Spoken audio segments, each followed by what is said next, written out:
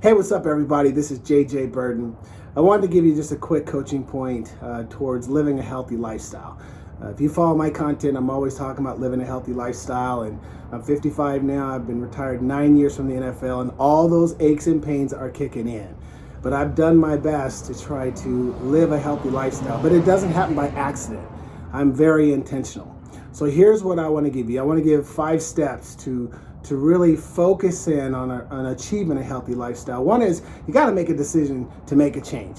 Because if you don't decide or make a decision that you want to change, you're not going to do it. So it all starts here first. 2, you find a good nutritional program. One that you can stick with, that complements your life, your finances, that's easy to complement, food or supplements or whatever you're doing. 3rd is get a good exercise program. One that fits your needs, your body, one that you can, again, be consistent. Next is find an accountability partner. Because some of you may need a personal trainer, and there's a lot of good trainers out there, and if you need that, go that route.